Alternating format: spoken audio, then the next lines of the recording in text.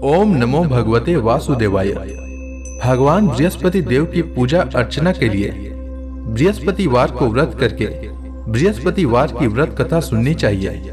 तो आइए सुनते हैं बृहस्पतिवार व्रत कथा। प्राचीन समय की बात है। भारत में एक राजा राज्य करता था। वह बड़ा प्रतापी तथा दानी था। वह नित्य प्रति मंदिर में भगवत दर्शन करने जाता था। वह ब्राह्मण और गुरु की सेवा किया करता था। उसके द्वार से कोई भी याचक निराश होकर नहीं लौटता था।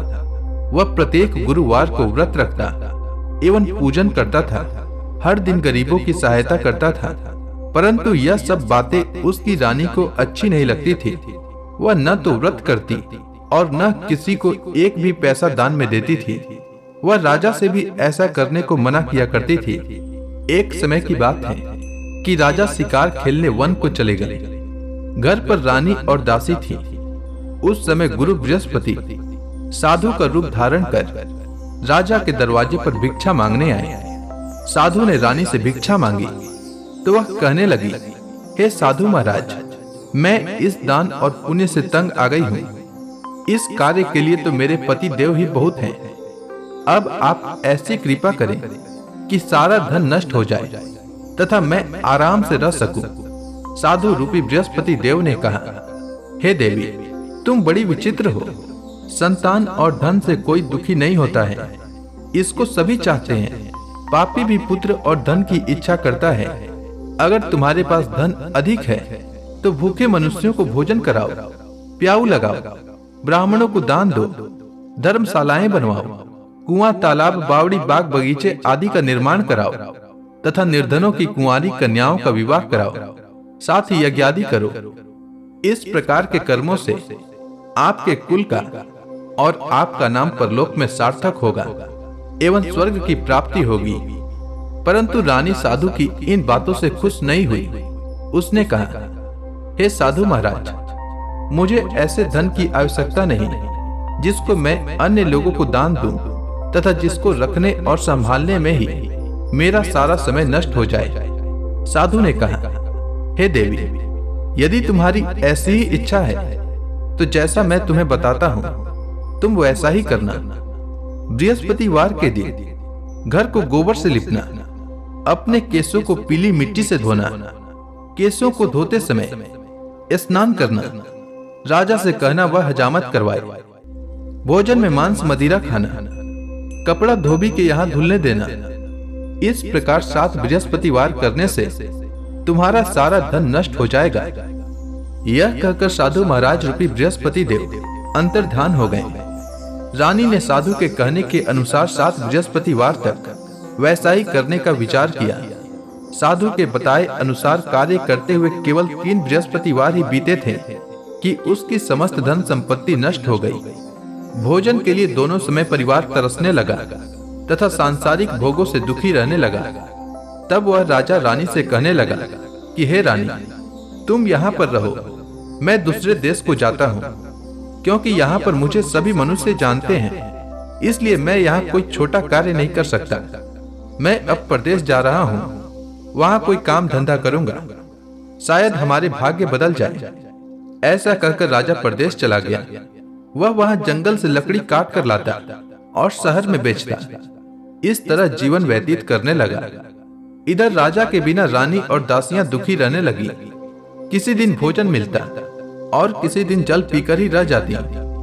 एक समय रानी और दासियों को 7 दिन बिना भोजन के व्यतीत करना पड़ा। तो रानी ने अपनी दासी से कहा, हे दासी, यहाँ पास के नगर में मेरी बहन रहती है। वह बड़ी धनवान है। तू उसके पास जा और वहां से 5 सेर बेचर मांग कर ले आ, जिससे कुछ समय के लिए गुजर हो जाएगा। दासी रानी की बहन के पास गई। रानी की बहन उस समय पूजा कर रही थी। बृहस्पतिवार का दिन था। दासी ने रानी की बहन से कहा, हे रानी, मुझे आपकी बहन ने भेजा है, मुझे 5 सेर बेचर दे दो। दासी ने यह बात अनेक बार कही, परंतु रानी की बहन ने कोई उत्तर नहीं दिया, क्योंकि वह उस समय बृहस्पतिवार की कथा सुन रही थी। जब दासी को रानी की बहन से कोई उत्तर नहीं मिला तो वह बहुत दुखी हुई। उसे क्रोध भी आया। वह लौटकर रानी से बोली, हे रानी, आपकी बहन बहुत ही धनी स्त्री है। वह छोटे लोगों से बात भी नहीं करती। मैंने उससे कहा तो उसने कोई उत्तर नहीं दिया। मैं वापस चली आई। रानी बोली, हे दासी, इसमें उसका कोई दोष नहीं है। जब बुरे दिन आते हैं तब कोई सहारा नहीं देता। अच्छे बुरे का पता विपत्ति में ही लगता है। जो ईश्वर की इच्छा होगी वही होगा। यह सब हमारे भाग्य का दोष है। उधर रानी की बहन ने सोचा कि मेरी बहन की दासी आई थी, परंतु मैं उससे कुछ नहीं बोली। इससे वह बहुत दुखी हुई होगी। अतः कथा सुन और विष्णु भगवान का पूजन समाप्त कर वह अपनी बहन के घर आई और कहने लगी, हे बहन, मैं बृहस्पतिवार का व्रत कर रही थी। तुम्हारी दासी हमारे घर गई थी, परंतु जब तक कथा होती है तब तक हम लोग न तो उठते हैं और न बोलते हैं, इसलिए मैं नहीं बोली। कहो दासी क्यों गई थी? रानी बोली, बहन, हमारे घर अनाज नहीं था। वैसे तुमसे कोई बात छिपी नहीं है। इस कारण मैंने दासी को तुम्हारे पास 5 सेर बेजर लेने के लिए भेजा था। रानी की बहन बोली, बहन देखो, बृहस्पति भगवान सबकी मनोकामना पूर्ण करते हैं। देखो, शायद तुम्हारे घर में अनाज रखा हो। यह सुनकर दासी घर के अंदर गई तो वहां उसे एक घड़ा बेजर का भरा मिल गया। उसे बड़ी आश्चर्य हुई, क्योंकि उसने एक एक बर्तन देख लिया था। उसने बाहर आकर रानी को बताया। दासी अपनी रानी से कहने लगी, हे रानी, देखो, वैसे हमको जब अन्न नहीं मिलता तो हम रोज ही व्रत करते हैं। अगर इनसे व्रत की विधि और कथा पूछ ली जाए तो उसे हम भी किया करेंगे। दासी के कहने पर रानी ने अपनी बहन से बृहस्पतिवार व्रत के बारे में पूछा। उसकी बहन ने बताया, हे रानी बहन, बृहस्पतिवार को सूर्योदय से पूर्व उठकर स्नान करके बृहस्पतिवार का व्रत करना चाहिए, लेकिन उस दिन सिर नहीं धोना चाहिए। बृहस्पतिवार के व्रत में चने की दाल और मुनक्का से विष्णु भगवान का केले के वृक्ष की जड़ में पूजन करें तथा दीपक जलावें। उस दिन एक ही समय भोजन करें। भोजन पीले खाद्य पदार्थ का करें तथा कथा सुने। इस प्रकार करने से गुरु भगवान प्रसन्न होते हैं, अन्न पुत्र धन देते हैं, मनोकामना पूर्ण करते हैं। व्रत और पूजन की विधि बताकर रानी की बहन अपने घर लौट गई। रानी और दासी दोनों ने निश्चय किया कि बृहस्पति देव भगवान का पूजन अवश्य करेंगे। 7 दिन बाद जब बृहस्पतिवार आया तो उन्होंने व्रत रखा। घुड़साल में जाकर चना और गुड़ बीन लाई तथा उसकी दाल से केले की जड़ तथा विष्णु भगवान का पूजन किया। अब अन्न पीला कहां से लाएं? दोनों बड़ी दुखी हुई, परंतु उन्होंने व्रत किया था। इस कारण बृहस्पति देव भगवान प्रसन्न थे। एक साधारण व्यक्ति के रूप में वे 2 थालों में सुंदर पीला भोजन लेकर आए और दासी को देकर बोले, हे दासी, यह भोजन तुम्हारे और रानी के लिए है, तुम दोनों करना। दासी भोजन पाकर बड़ी प्रसन्न हुई और रानी से बोली, रानी जी, भोजन कर लो। रानी को भोजन आने के बारे में कुछ पता नहीं था, इसलिए वह दासी से बोली, जा तू ही भोजन कर, क्योंकि तू हमारी व्यर्थ में हंसी उड़ाती है। दासी बोली, एक व्यक्ति भोजन दे गया है। रानी कहने लगी, वह भोजन तेरे लिए दे गया है, तू ही भोजन कर। दासी ने कहा, वह व्यक्ति हम दोनों के लिए 2 थालों में भोजन दे गया है, इसलिए मैं और आप दोनों ही साथ साथ भोजन करेंगे। दोनों ने गुरु भगवान को नमस्कार कर भोजन प्रारंभ किया। उसके बाद से वे प्रत्येक बृहस्पतिवार को गुरु भगवान का व्रत और पूजन करने लगी। बृहस्पति भगवान की कृपा से उनके पास धन हो गया, परंतु रानी फिर से पहले की तरह आलस्य करने लगी। तब दासी ने कहा, देखो रानी, तुम पहले भी इस प्रकार आलस्य करती थी। तुम्हें धन के रखने में कष्ट होता था, इस कारण सभी धन नष्ट हो गया था। अब गुरु भगवान की कृपा से धन मिला है तो फिर तुम्हें आलस्य होता है। बड़ी मुसीबतों से हमने यह धन पाया है, इसलिए हमें दान पुण्य करना चाहिए। तुम भूखे मनुष्यों को भोजन कराओ, प्याऊ लगवाओ और ब्राह्मणों को दान दो, कुआं, तालाब, बावड़ी आदि का निर्माण करवाओ, मंदिर, पाठशाला बनवाकर दान दो, कुंवारी कन्याओं का विवाह करवाओ, धन को शुभ कार्यों में खर्च करो, जिससे तुम्हारे कुल का यश बढ़े तथा स्वर्ग प्राप्त हो और पितृ प्रसन्न हो। दासी की बात मानकर रानी ने इसी प्रकार के कर्म करने प्रारंभ किए, जिससे उसका काफी यश फैलने लगा। एक दिन रानी और दासी आपस में विचार करने लगी कि न जाने राजा किस दशा में होंगे, उनकी कोई खोज खबर नहीं है। गुरु भगवान से उन्होंने प्रार्थना की और भगवान ने रात्रि में राजा को स्वप्न में कहा, हे राजा, उठ, तेरी रानी तुझको याद करती है, अब अपने देश को लौट जा। राजा प्रातः काल उठकर जंगल से लकड़ियां काट कर लाने के लिए जंगल की ओर चल पड़ा। जंगल से गुजरते समय वह सोचने लगा, रानी की गलती से उसे कितने दुख भोगने पड़े। राजपाट छोड़कर उसे जंगल में आकर रहना पड़ा। जंगल से लकड़ियां काटकर उन्हें बेचकर गुजारा करना पड़ा। उसी समय उस जंगल में बृहस्पति देव एक साधु का रूप धारण करके आए और राजा के पास आकर बोले, हे लकड़हारे, तुम इस सुनसान जंगल में किस चिंता में बैठे हो, मुझे बतलाओ। यह सुनकर राजा के नेत्रों में जल भर आया और साधु की वंदना कर बोला, हे प्रभु, आप सब कुछ जानने वाले हैं। इतना कहकर राजा ने साधु को अपनी संपूर्ण कहानी सुना दी। महात्मा दयालु होते हैं। वे राजा से बोले, हे राजा, तुम्हारी पत्नी ने बृहस्पति देव के प्रति अपराध किया था, जिसके कारण तुम्हारी यह दशा हुई है। अब तुम किसी प्रकार की चिंता मत करो, भगवान तुम्हें पहले से अधिक धन देंगे।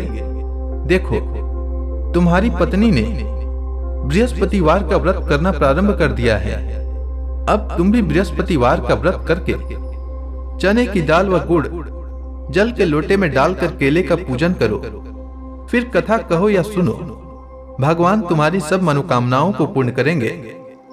साधु को प्रसन्न देखकर राजा बोला, हे प्रभु, मुझे लकड़ी बेचकर इतना पैसा भी नहीं बचता जिससे भोजन करने के उपरांत कुछ बचा सकूं। मैंने रात्रि में अपनी रानी को व्याकुल देखा है। मेरे पास कोई साधन नहीं जिससे समाचार जान सकूं।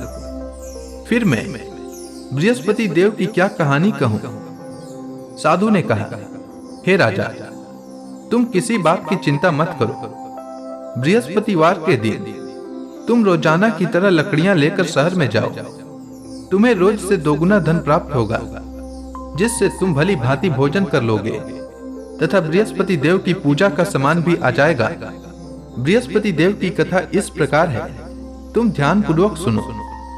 प्राचीन काल में एक बहुत ही निर्धन ब्राह्मण था। उसकी कोई संतान नहीं थी। वह नित्य पूजा पाठ करता, परंतु उसकी स्त्री बहुत मलिनता के साथ रहती थी। वह न स्नान करती और न किसी देवता का पूजन करती। प्रातः काल उठते ही सर्वप्रथम भोजन करती, बाद में कोई अन्य कार्य करती। ब्राह्मण देवता बहुत दुखी रहते थे। पत्नी को बहुत समझाते, किंतु उसका कोई परिणाम न निकलता। भगवान की कृपा से ब्राह्मण की स्त्री को कन्या उत्पन्न हुई। वह कन्या अपने पिता के घर में बड़ी होने लगी। वह बालिका प्रातः स्नान करके भगवान विष्णु का जप करती। वह बचपन से ही बृहस्पतिवार का व्रत भी करने लगी। पूजा पाठ समाप्त कर विद्यालय जाती तो अपनी मुट्ठी में जौ भर कर ले जाती और पाठशाला जाने के मार्ग में डालती जाती। वही जौ स्वर्ण के हो जाते तो लौटते समय उनको बीनकर घर ले आती। एक दिन वह बालिका सूप में उन सोने की जौ को फटक कर साफ कर रही थी। तभी उसकी मां ने देख लिया और कहा, हे बेटी, सोने की जौ को फटकने के लिए सोने का सूप होना चाहिए। दूसरे दिन गुरुवार था। इस कन्या ने व्रत रखा और बृहस्पति देव से प्रार्थना करके कहा, हे प्रभु, यदि मैंने सच्चे मन से आपकी पूजा की हो तो मुझे सोने का सूप दे दो। बृहस्पति देव ने उसकी प्रार्थना को स्वीकार कर ली। रोजाना की तरह वह कन्या जौ फैलाती हुई विद्यालय चली गई। विद्यालय से लौटकर जब वह जौ बीन रही थी तो बृहस्पति देव की कृपा से उसे सोने का सूप मिला। उसे वह घर ले आई और उससे जौ साफ करने लगी, परंतु उसकी मां का वही ढंग रहा। एक दिन की बात है, वह कन्या सोने के सूप में जौ साफ कर रही थी। उस समय उस नगर का राजकुमार वहां से होकर निकला। इस कन्या के रूप और सोने के सूप में जौ को साफ करते देखकर वह उस कन्या पर मोहित हो गया। राजमहल आकर वह भोजन तथा जल त्याग कर उदास होकर लेट गया। राजा को जब राजकुमार द्वारा अन्न जल त्यागने का समाचार ज्ञात हुआ तो अपने मंत्रियों के साथ वह अपने पुत्र के पास गए और बोले, हे पुत्र, तुम्हें किस बात का कष्ट है? किसी ने अपमान किया है अथवा कोई और कारण है? मुझे बताओ, मैं वही करूंगा जिससे तुम्हें प्रसन्नता हो। राजकुमार ने अपने पिता की बातें सुनी तो वह बोला, मुझे आपकी कृपा से किसी बात का दुख नहीं है। किसी ने मेरा अपमान भी नहीं किया है, परंतु मैं उस लड़की के साथ विवाह करना चाहता हूं जो सोने के सूप में जौ साफ कर रही थी। यह सुनकर राजा आश्चर्य में पड़ गया और बोला, हे पुत्र, इस तरह की कन्या का पता तुम ही लगाओ। मैं उसके साथ तुम्हारा विवाह अवश्य ही करवा दूंगा। राजकुमार ने राजा को उस लड़की के घर का पता बतलाया। मंत्री उस लड़की के घर गया और राजा का आदेश ब्राह्मण को सुनाया। कुछ ही दिन बाद ब्राह्मण की कन्या का विवाह राजकुमार के साथ संपन्न हो गया। कन्या के घर से जाते ही उस ब्राह्मण देवता के घर में पहले की ही भांति गरीबी का वास हो गया। अब भोजन के लिए भी अन्न बड़ी मुश्किल से मिलता था। एक दिन दुखी होकर ब्राह्मण अपनी पुत्री से मिलने गया। बेटी ने पिता के दुख की अवस्था को देखा और अपनी मां का समाचार पूछा। ब्राह्मण ने सभी हाल कहा। कन्या ने बहुत सा धन देकर अपने पिता को विदा कर दिया। इस तरह ब्राह्मण का कुछ समय सुखपूर्वक व्यतीत हुआ, लेकिन कुछ दिन बाद फिर वही हाल हो गया। ब्राह्मण फिर अपनी कन्या के यहाँ गया और सभी हाल कहा तो पुत्री बोली, हे पिताजी, आप माता जी को यहाँ लिवा लाओ। मैं उन्हें वह विधि बता दूंगी जिससे गरीबी दूर हो जाए। ब्राह्मण देवता अपनी स्त्री को साथ लेकर अपनी पुत्री के पास राजमहल पहुंचे तो पुत्री अपनी माता को समझाने लगी, हे माँ, तुम प्रातःकाल उठकर प्रथम स्नान आदि करके विष्णु भगवान का पूजन करो तो सब दरिद्रता दूर हो जाएगी। परंतु उसकी माँ ने उसकी एक बात नहीं मानी। वह प्रातःकाल उठकर अपनी पुत्री का बचा जूठन खा लेती थी। एक दिन उसकी पुत्री को बहुत क्रोध आया। उसने एक रात एक कोठरी से सारा सामान निकाल दिया और अपनी मां को उसमें बंद कर दिया। प्रातः उसमें से उसे निकाला तथा स्नान आदि करा के पूजा पाठ करवाया तो उसकी मां की बुद्धि ठीक हो गई। इसके बाद वह नियम से पूजा पाठ करती और प्रत्येक बृहस्पतिवार को व्रत रखने लगी। इस व्रत के प्रभाव से उसकी मां भी बहुत धनवान हो गई और बृहस्पति देवता के प्रभाव से स्वर्ग को प्राप्त हुई। वह ब्राह्मण भी सुखपूर्वक इस लोक का सुख भोग कर स्वर्ग को प्राप्त हुआ। इस तरह कहानी कहकर साधु देवता वहां से लोप हो गए। धीरे धीरे समय व्यतीत होने पर फिर बृहस्पतिवार का दिन आया। राजा जंगल से लकड़ी काट कर किसी शहर में बेचने गया। उसे उस दिन और दिनों से अधिक धन मिला। राजा ने चना, गुड़ आदि लाकर बृहस्पतिवार का व्रत किया। उस दिन से उसके सभी कलेश दूर हो गए। परंतु जब अगला गुरुवार का दिन आया तो वह बृहस्पतिवार का व्रत करना भूल गया। इस कारण बृहस्पति भगवान नाराज हो गए। उस दिन उस नगर के राजा ने विशाल यज्ञ का आयोजन किया तथा अपने समस्त राज्य में घोषणा करवा दी कि कोई भी मनुष्य अपने घर में भोजन न बनाए तथा आग भी न जलाए। समस्त लोग मेरे यहाँ भोजन करने आवे। इस आज्ञा को जो न मानेगा उसको फांसी की सजा दी जाएगी। राजा की आज्ञा अनुसार राज्य के सभी वासी राजा के भोज में सम्मिलित हुए, लेकिन लकड़हारा कुछ देर से पहुंचा, इसलिए राजा उसको अपने साथ महल में ले गए। जब राजा लकड़हारे को भोजन करा रहे थे तो रानी की दृष्टि उस खूंटी पर पड़ी जिस पर उसका हार लटका हुआ था। उसे हार खूंटी पर लटका दिखाई नहीं दिया।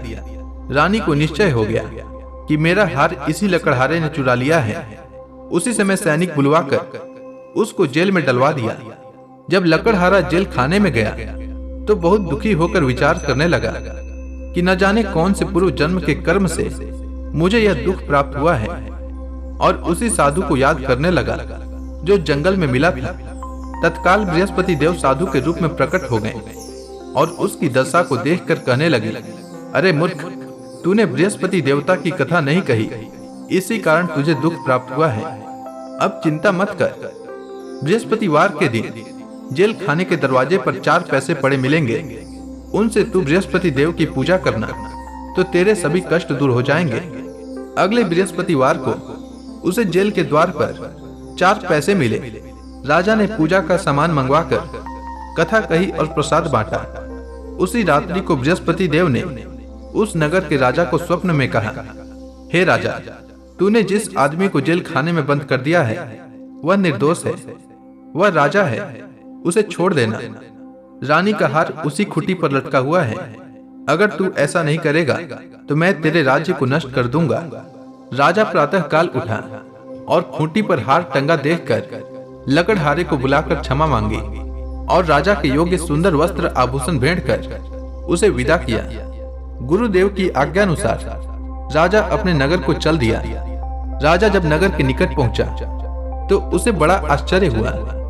नगर में पहले से अधिक बाग, तालाब और कुएं तथा बहुत सी धर्मशालाएं, मंदिर आदि बने हुए थे। राजा ने पूछा कि यह किसका बाग और धर्मशाला है। तब नगर के सब लोग कहने लगे कि यह सब रानी और दासी द्वारा बनाए गए हैं। राजा को आश्चर्य हुआ और क्रोध भी आया। जब रानी को पता चला कि राजा आ रहे हैं तो उसने अपनी दासी से कहा, हे दासी, देख, राजा हमको कितनी बुरी हालत में छोड़ गए थे, वह हमारी ऐसी हालत देखकर लौट न जाएं, इसीलिए तू दरवाजे पर खड़ी हो जा। रानी की आज्ञानुसार दासी दरवाजे पर खड़ी हो गई। जब राजा आए तो उन्हें अपने साथ महल में लिवा लाई। तब राजा ने क्रोध करके अपनी तलवार निकाली और पूछने लगा, बताओ, यह धन तुम्हें कैसे प्राप्त हुआ है? तब रानी ने बताया, हमें यह सब धन बृहस्पति देव के व्रत के प्रभाव से प्राप्त हुआ है। राजा ने तब निश्चय किया कि 7 रोज बाद तो सभी बृहस्पति देव का पूजन करते हैं, परंतु मैं रोजाना दिन में 3 बार कथा कहा करूंगा तथा रोज व्रत किया करूंगा। अब हर समय राजा के दुपट्टे में चने की दाल बंधी रहती तथा दिन में 3 बार कथा कहता। एक रोज राजा ने विचार किया कि चलो अपनी बहन के यहाँ हो आवे। इस तरह का निश्चय कर राजा घोड़े पर सवार हो अपनी बहन के यहाँ चल दिया। मार्ग में उसने देखा कि कुछ आदमी एक मुर्दे को लिए जा रहे हैं। उन्हें रोककर राजा कहने लगा, अरे भाइयों, मेरी बृहस्पतिवार की कथा सुन लो। वे बोले, लो, हमारा तो आदमी मर गया है, इसको अपनी कथा की पड़ी है। परंतु कुछ आदमी बोले, अच्छा कहो, हम तुम्हारी कथा भी सुनेंगे। राजा ने दाल निकाली और कथा कहनी शुरू कर दी। जब कथा आधी हुई तो मुर्दा हिलने लगा और जब कथा समाप्त हुई तो राम राम करते हुए वह मुर्दा खड़ा हो गया। राजा आगे बढ़ा। उसे चलते चलते शाम हो गई। आगे मार्ग में उसे एक किसान खेत में हल चलाता मिला। राजा उससे बोला, अरे भैया, तुम मेरी बृहस्पतिवार की कथा सुन लो। किसान बोला, जब तक मैं तेरी कथा सुनूंगा तब तक 4 हरया जोत लूंगा। जा अपनी कथा किसी और को सुनाना। राजा आगे चलने लगा। राजा के हटते ही बैल पछाड़ खाकर गिर गए तथा किसान के पेट में बहुत जोर से दर्द होने लगा। उसी समय किसान की मां रोटी लेकर आई। उसने जब यह देखा तो अपने पुत्र से सब हाल पूछा। बेटे ने सभी हाल बता दिया। बुढ़िया दौड़ी दौड़ी उस घुड़सवार के पास गई और उससे बोली, मैं तेरी कथा सुनूंगी, तू अपनी कथा मेरे खेत पर चलकर कहना। राजा ने लौटकर बुढ़िया के खेत पर जाकर कथा कही, जिसके सुनते ही बैल खड़े हो गए तथा किसान के पेट का दर्द भी बंद हो गया। राजा अपनी बहन के घर पहुंच गया। बहन ने भाई की खूब मेहमानी की। दूसरे रोज प्रातः काल राजा जगा तो वह देखने लगा कि सब लोग भोजन कर रहे हैं। राजा ने अपनी बहन से जब पूछा कि ऐसा कोई मनुष्य है जिसने भोजन नहीं किया हो जो मेरी बृहस्पतिवार की कथा सुन ले, तो बहन बोली, हे भैया, यह देश ऐसा ही है।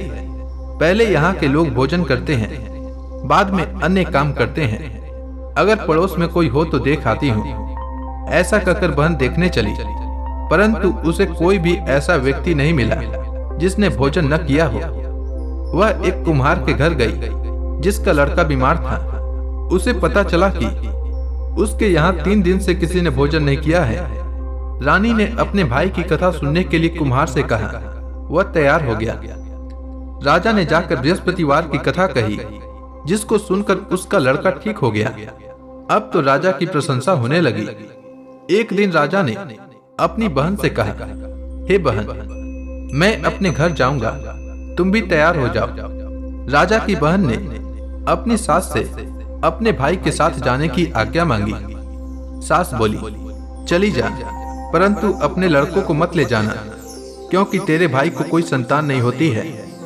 बहन ने अपने भाई से कहा, हे भैया, मैं तो चलूंगी, परंतु कोई बालक नहीं जाएगा। राजा ने कहा, जब कोई बालक नहीं चलेगा तब तुम जाकर ही क्या करोगी। दुखी मन से राजा अपने नगर को लौट आया। राजा ने अपनी रानी से कहा, हम निसंतान हैं, इसीलिए कोई हमारे घर आना पसंद नहीं करता। इतना कह वह बिना भोजन आदि किए शैया पर लेट गया। रानी बोली, हे प्रभु, बृहस्पति देव ने हमें सब कुछ दिया है, वे हमें संतान भी अवश्य देंगे। उसी रात बृहस्पति देव ने राजा को स्वप्न में कहा, हे राजा, उठ, सभी सोच त्याग दे, तेरी रानी गर्भवती है। राजा को यह जानकर बड़ी खुशी हुई। 9वें महीने रानी के गर्भ से एक सुंदर पुत्र उत्पन्न हुआ। जब राजा की बहन ने यह शुभ समाचार सुना तो वह बहुत खुश हुई तथा बधाई लेकर अपने भाई के यहाँ आई। तभी रानी ने कहा, घोड़ा चढ़कर नहीं आई, गधा चढ़ी आई। राजा की बहन बोली, भाई, मैं इस प्रकार न कहती तो तुम्हें संतान कैसे मिलती। बृहस्पति देव ऐसे ही हैं, जिसके मन में जो कामनाएं रहती है सभी को पूर्ण करते हैं। जो सद्भावना पूर्वक बृहस्पतिवार का व्रत कथा करता है एवं पढ़ता है अथवा सुनता है और दूसरों को सुनाता है, बृहस्पति देव उसकी सभी मनोकामना पूर्ण करते हैं। बृहस्पति देव उसकी सदैव रक्षा करते हैं। जो संसार में सद्भावना व सच्चे हृदय से बृहस्पति देव का पूजन करते हैं, उनकी सभी मनोकामनाएं उसी प्रकार पूर्ण होती है जैसे रानी और राजा ने बृहस्पति देव की कथा का गुणगान किया। उनकी सभी इच्छाएं बृहस्पति देव ने पूर्ण की। मनुष्य को हृदय से उनका मनन करते हुए जयकारा करना चाहिए। तो प्रेम से बोलिए, बृहस्पति भगवान की जय, विष्णु भगवान की जय, माता लक्ष्मी की जय। अब आप सभी भक्तगण हाथ जोड़कर भगवान विष्णु का ध्यान करें। आरती होने वाली है। ओम जय जगदीश हरे, स्वामी जय जगदीश हरे। भक्त जनों के संकट, भक्त जनों के संकट क्षण में दूर करे। ओम जय जगदीश हरे। जो ध्यावे फल पावे, दुख बिन से मन का। सुख संपत्ति घर आवे, कष्ट मिटे तन का। ओम जय जगदीश हरे। मात पिता तुम मेरे, शरण गहूँ मैं किसकी। प्रभु शरण गहूँ मैं किसकी। तुम बिन और न दूजा, तुम बिन और न दूजा। आस करूं मैं किसकी। ओम जय जगदीश हरे। तुम पूरन परमात्मा, तुम अंतर्यामी। प्रभु तुम अंतर्यामी।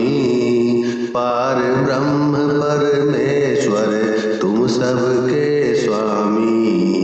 ओम जय जगदीश हरे।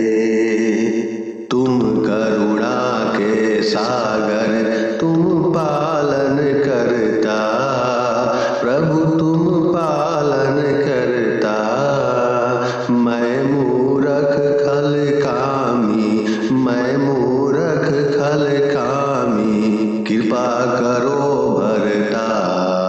ओम जय जगदीश हरे।